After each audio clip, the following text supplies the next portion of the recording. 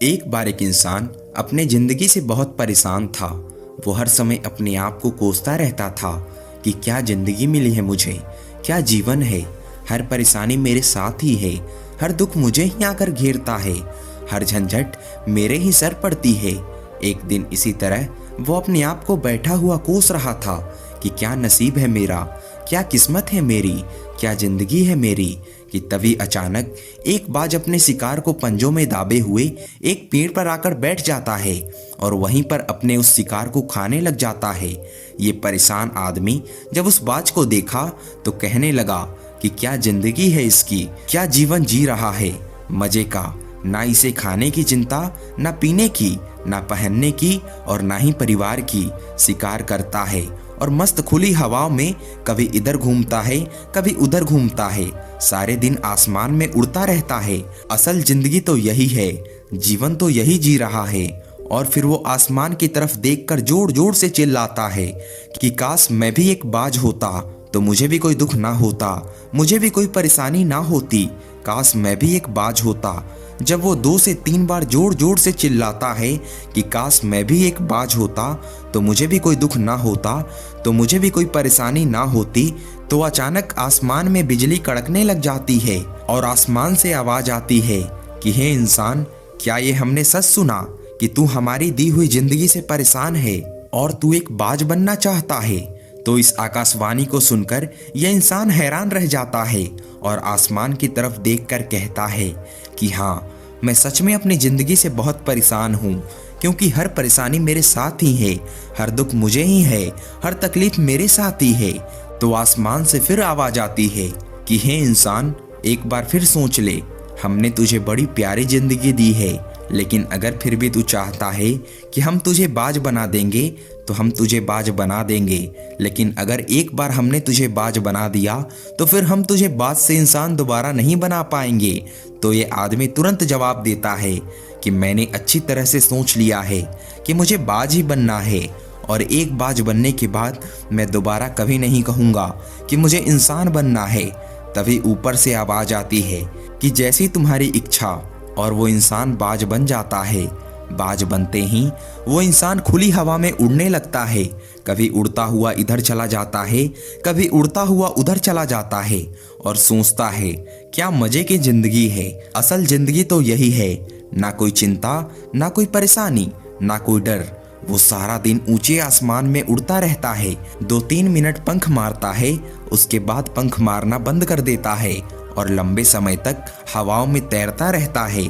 इसी तरह हवाओं में तैरते हुए शाम का समय नजदीक आ जाता है। तो वो सोचता है कि मेरे पास रहने का एक ठिकाना भी होना चाहिए, मेरा अपना एक घर भी होना चाहिए जहां मैं रात में आराम कर सकूं। तो ये सोचकर वो छोटी छोटी लकड़ियां इकट्ठा करने लग जाता है और एक ऊंचे पेड़ पर अपना घोंसला बनाने लग जाता है। एक एक लकड़ियां इकट्ठा करके वो अपने लिए एक सुंदर सा घोंसला तैयार कर लेता है और रात में उसी में सो जाता है और सोचता है सुबह उठकर शिकार भी करूंगा और सुबह उठकर फिर से मौज मस्ती भी करूंगा, खुली हवाओं में भी उड़ूंगा। सुबह होते ही वो शिकार की तलाश में निकल पड़ता है, हवाओं में उड़ता रहता है। ऊपर से जाकर देखता है कि कहीं जमीन में मुझे कोई शिकार नजर आए तो मैं तुरंत जाकर उसे दबोच लूं और वहीं पर खा लूं, लेकिन उसे कोई शिकार नजर नहीं आता। काफी समय बीत जाता है, वो लगातार ऊंचाइयों से शिकार को ढूंढता रहता है, लेकिन उसे कोई शिकार नहीं मिलता। फिर पास में ही एक जंगल होता है, ये उस जंगल में चला जाता है, ये सोचकर कि शायद वहां कोई अच्छा सा शिकार मेरे हाथ आ जाए। ये जंगल के ऊपर उड़कर शिकार को ढूंढता रहता है, जंगल के अंदर जाकर भी शिकार को ढूंढता है, लेकिन इसे वहां भी कोई शिकार नहीं मिलता। शाम का समय नजदीक आ जाता है तो ये मायूस होकर वापस अपने घोंसले की तरफ लौट रहा होता है कि रास्ते पर थककर एक पेड़ के ऊपर बैठ जाता है। तब ये उस पेड़ के ऊपर बैठा होता है तो उसकी नज़र एक बीमार चिड़िया पर पड़ती है जो कि घायल अवस्था में होती है। ये तुरंत जाकर उसे दबोच लेता है, उसके पंख निकालकर अलग कर देता है और उसे खा जाता है। उस चिड़िया को खाने के बाद वो अपने घोंसले की तरफ उड़ जाता है और रास्ते में सोचता है कि सुबह एक अच्छा सा शिकार पकड़ूंगा और अपनी भूख मिटा लूंगा। जैसे कि सुबह का प्रकाश होता है, ये निकल पड़ता है अपने शिकार की तलाश में। हवा में उड़ता रहता है, लेकिन आज फिर कोई शिकार इसके हाथ नहीं आता। काफी समय बीत जाता है। ये ऊंचाइयों पर जाकर अपनी तेज नजरों से शिकार को ढूंढने की पूरी कोशिश करता है, लेकिन इसे कोई भी शिकार नजर नहीं आता। फिर ये पास के उस जंगल की तरफ चल जाता है, लेकिन इसे वहां भी कोई शिकार नहीं मिलता। इसी प्रकार पूरे दिन उड़ते उड़ते शाम का समय नजदीक आ जाता है, तो ये निराश होकर वापस लौटने लगता है और रास्ते में एक पेड़ पर आकर बैठ जाता है। सोचता है शायद आज फिर कोई बीमार चिड़िया मेरा इंतजार कर रही हो, लेकिन हर बार किस्मत मेहरबान थोड़ी होती है। आज इसे कोई बीमार चिड़िया नहीं मिलती। ये थक हार कर वापस अपने घोंसले की तरफ चल पड़ता है और घोंसले पर पहुंचकर भूखा प्यासा ही सो जाता है और सोचता है कल सुबह एक बड़ा सा शिकार पकड़ूंगा और आज की भूख भी मिटा लूंगा। रात को अपने घोंसले में सोया होता है, गहरी नींद में होता है कि तभी अचानक एक भयानक तूफान आता है और इस तूफान की हवा इतनी तेज होती है कि उसके घोंसले को उड़ाकर एक जगह फेंकती है और उसे कहीं दूर दूसरी जगह फेंकती है। तो ये जहां पर गिरता है वहां नीचे एक नोकदार लकड़ी पड़ी होती है जो इसके पंजे में गड़ जाती है और इसे बुरी तरह से घायल कर देती है। तूफान के रुकने के बाद बारिश शुरू हो जाती है। तेज बारिश होती रहती है, पर यह किसी तरह से पेड़ों के नीचे छुपकर बैठा रहता है। बड़ी मुश्किल से इसकी रात कटती है। जब सुबह होती है तो बारिश रुक जाती है। बारिश के रुकते ही चारों तरफ खुशियां सा छा जाती है, चारों तरफ हरियाली छा जाती है। नदियों और झरने तेजी से बहने लगते हैं। सब कुछ फिर पहले जैसा हो जाता है, लेकिन ये बाज अब पहले के जैसा नहीं रहा। इसका पांव पूरी तरह से घायल हो चुका था। इसके पंजे में जो लकड़ी लगी थी उसकी वजह से इसका पंजा पूरी तरह से छत विछत हो गया। उसकी वजह से इसका पंजा पूरी तरह छत विछत हो गया। और मैं आपको बता दूं कि बाज का जो पंजा होता है वो उसके शिकार को पकड़ने के लिए सबसे जरूरी होता है, क्योंकि बाज अपने पंजों से ही अपनी शिकार को पकड़ता है, दबोचता है और फिर अपनी चोंच के माध्यम से नोच नोच कर खाता है। लेकिन अब इस बाज का पंजा बुरी तरह से घायल हो चुका था और वो पिछले 2 दिनों से भूखा भी था। ये शिकार की खोज में थोड़ा सा उड़ता कि शायद फिर कहीं कोई बीमार चिड़िया इसे मिल जाए, लेकिन कहाँ बार बार कोई बीमार चिड़िया मिलने वाली थी। लेकिन फिर भूख और दर्द के मारे एक पेड़ पर आकर बैठ जाता। वो पेड़ पर आकर बैठ जाता, लेकिन उसे पता नहीं था कि यहाँ पर और मुसीबत उसका इंतजार कर रही है। और वो मुसीबत ये थी कि 8-10 कौवों का एक झुंड मिलकर इसे परेशान करने लग जाते हैं। इसके ऊपर जाकर इसके घाव को चोंच मारने लग जाते हैं। उन्हें भी पता चल जाता है कि ये बाज घायल है और भूख की वजह से कमजोर भी है। बाज उनसे बचने के लिए थोड़ा सा उड़ता है और फिर जाकर बैठ जाता है।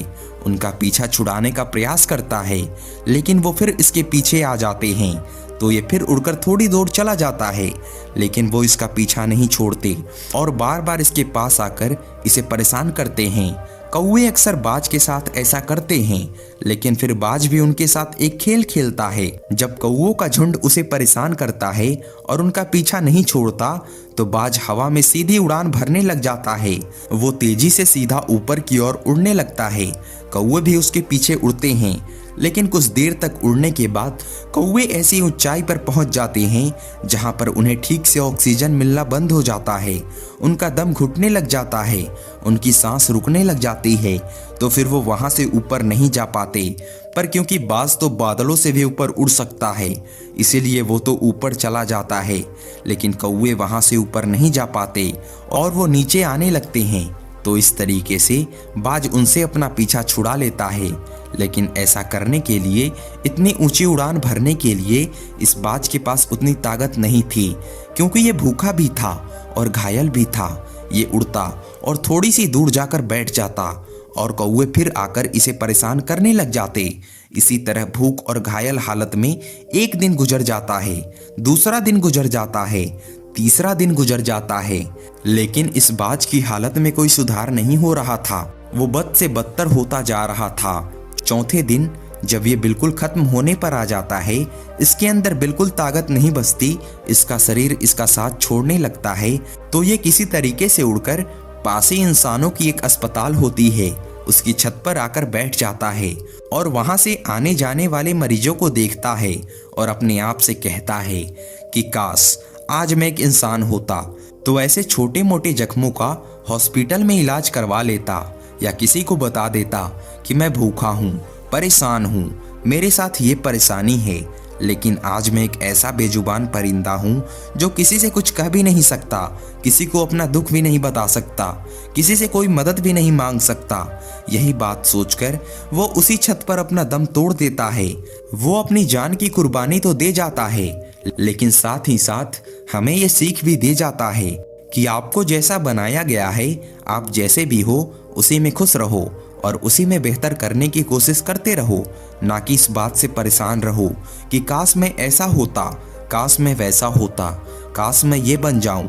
आपको जैसा भी बनाया गया है, आप उसी में अपना सर्वश्रेष्ठ करने का प्रयास करते रहो। दोस्तों, ये कहानी तो काल्पनिक है, लेकिन हमें जीवन का एक बहुत ही महत्वपूर्ण नियम सिखाकर जाती है कि हम जैसे भी हैं, अच्छे हैं, हमें उसी में अपना सर्वश्रेष्ठ करने का प्रयास करते रहना चाहिए।